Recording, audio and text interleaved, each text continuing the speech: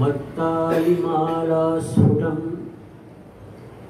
वाचं कोमलकाव्यबन्धरचना भेदातिभेदक्रमैः श्वासोच्छ्वासविभञ्जनेन जगता जीवो यया धार्यते सा मूलाम्बुजगह्वरे विलसति प्रोद्दामदीप्तावली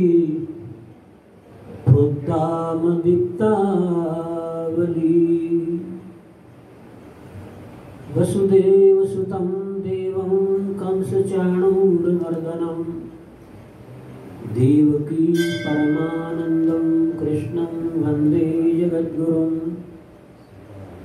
कृष्णं वन्दे जगद्गुरुं।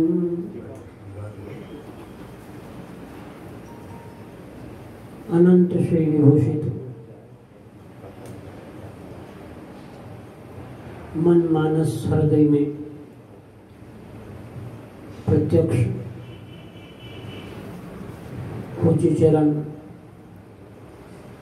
बाल योगी परम तपस्वी श्री महाराज जी के श्री चरणों में प्रणाम करते हुए उनको बराबर अपने साथ हम अनुभव करते हुए, यद्यपि ये बात कहने वाली नहीं होती, लेकिन इस कुछ स्थान भी ऐसा ही है जो अकथनीय बात कहने में आ जाती है,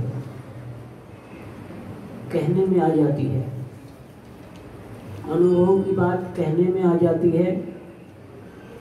उतनी हमारे में योग्यता नहीं जो हम अनुभव को गोपनीय रख पाएं। इसलिए भी श्री महाराज जी का इस प्रकार प्रत्यक्ष बने रहना हमारे साथ, ये बार बार उद्बोधित हो जाता है। क्या कुछ कहें क्या कुछ न कहें, बात समय की नहीं है। कई बार 2-3 मिनट में ही ठिकाने की बात श्री महाराज जी कहलवा देते हैं। श्री महाराज जी का जब ये दरबार लगता है तो उस समय, अब जैसे मुझे कल्पना भी नहीं थी कि श्री महाराज जी आशु भाई के द्वारा अभी बोलने के लिए मुझे तत्पर कर देंगे, और अचानक ही ऐसे इस मंच की ये परिपाटी रही है कि पता नहीं रहता है श्री महाराज जी कब किसकी ड्यूटी लगा दें। तो हम जब प्रथम बार 79 में यहाँ आए थे, रात की सभा थी उस दिन, मतलब पहली सभा मेरी रात की थी। तो महाराज जी के दर्शनों से ही मन बड़ा आनंदित हो गया, और मुझे जब मेरे सामने उन्होंने कह दिया इनको दे दो माइक, तो मेरे सामने माइक आया। मेरी कोई मानसिकता नहीं थी, मानसिक तैयारी नहीं थी, तो इतना पता था कि शक्ति महामाया देवी पर मैंने कुछ बोलना है। इतना माहौल तो यहाँ बना ही रहता है हमेशा। तो अब मेरी तैयारी नहीं थी, श्री महाराज जी विराजमान, और वो समझ गए कि इसकी तैयारी नहीं है, तो बार बार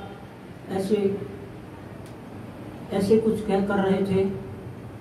तो मैंने सोचा शायद इस तरह भी मैं देख लूँ तो मेरी तैयारी हो जाएगी।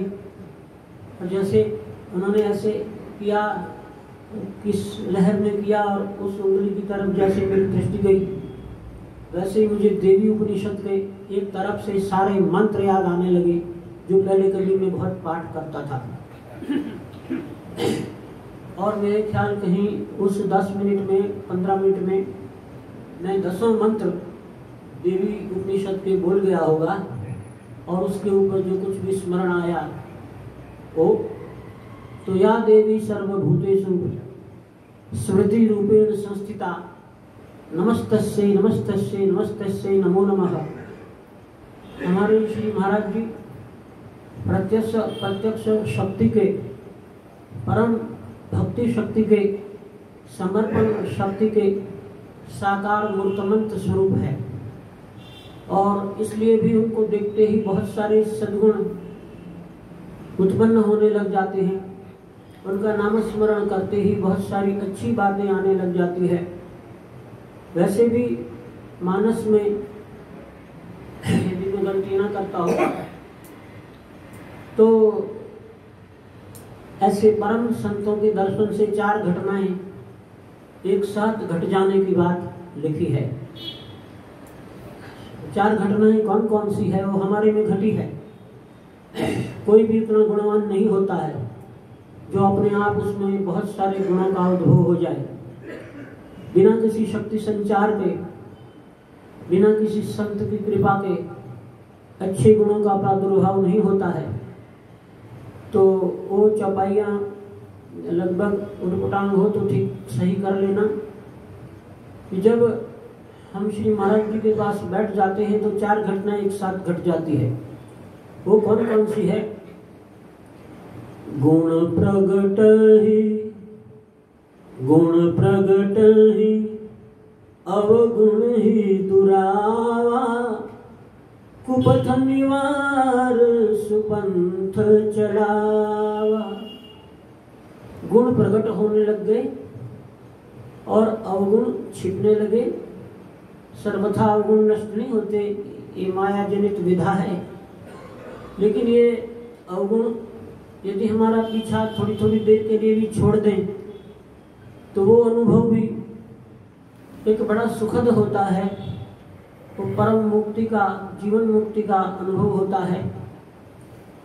मौका पाकर फिर अवगुण हमारा पीछा तो करते हैं, लेकिन हम यदि हमेशा लगे रहें इस कार्य में तो अवगुण हम लोगों को छोड़ सकते हैं। तो गुण प्रकट ही अवगुण ही दुरावा।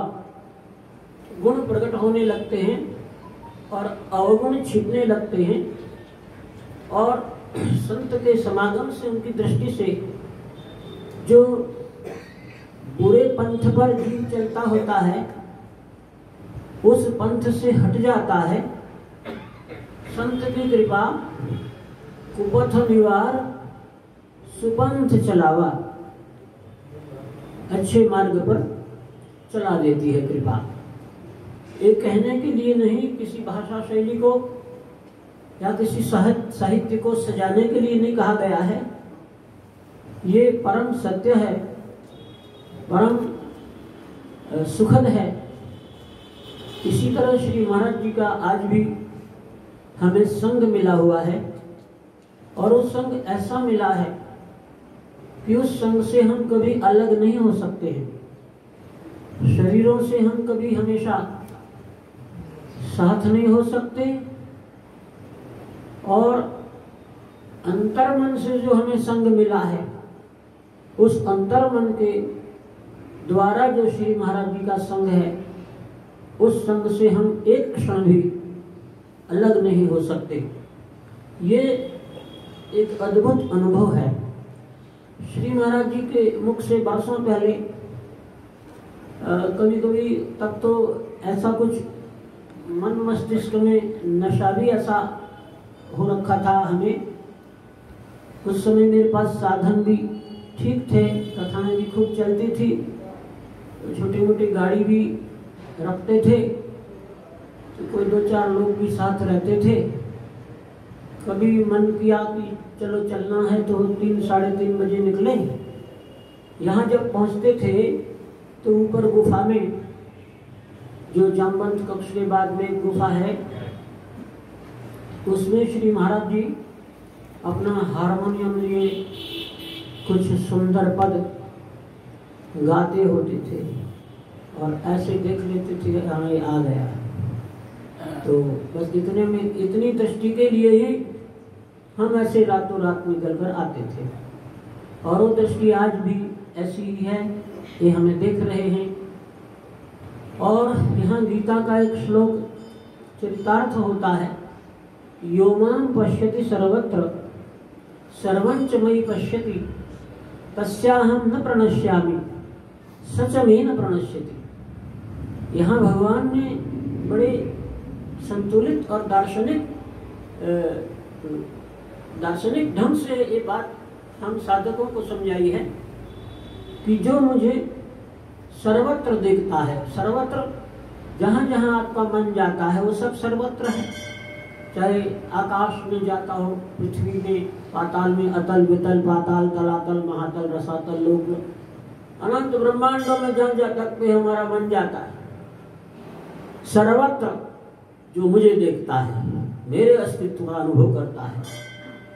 और फिर बात कह दी, योमां पश्यति सर्वत्र और सर्वंच मयि पश्यति, उन सबको जो मेरे में देखता है, सब में मुझको देखता है, मुझ में सबको देखता है, तस्याहं न प्रणश्यामि, उनके द्वारा मैं ओझल नहीं होता, अदृश्य नहीं होता, और वो मेरे द्वारा कभी अदृश्य नहीं होता। सीधी बात है कि वो मुझे देखता रहता है और सीधे ही मैं उसे देखता रहता हूँ। एक क्षण भी हो हम लोग अलग नहीं होते, ऐसी भावना को धारण करने वाले। तो अधिक कुछ ना कहते हुए थोड़ा सा ही समय हो, कोई बात नहीं, थोड़ा सा ही बोला जाए, सभा की पूरी समय की मर्यादा बनी रहे, हम विद्वानों को सुन पाए। बहुत दूर से सर्वेश बापू आए हैं, मैं तो इनका बहुत शुरू से आदर करता हूँ। महाराज जी रामतीर्थ मिशन से इनके प्रति मैं बहुत प्रभावित हूँ। और हरीश भाई वो तो मजाक करता हूँ मैं, हाँ जी बाबा जी बोलो अब क्या आदेश है, फोन आ गया है बाबा जी, अब आपका क्या आदेश है। तो जैसे कहते हैं ऐसे समझता हूँ बाबा जी कह रहे हैं, ऐसे मेरे अनुभव में है। समय संपन्न हुआ 20 मिनट का, और बोलो बाबा जी की जय हो, बाबा जी को प्रणाम हो, बाबा जी जय श्री कृष्ण।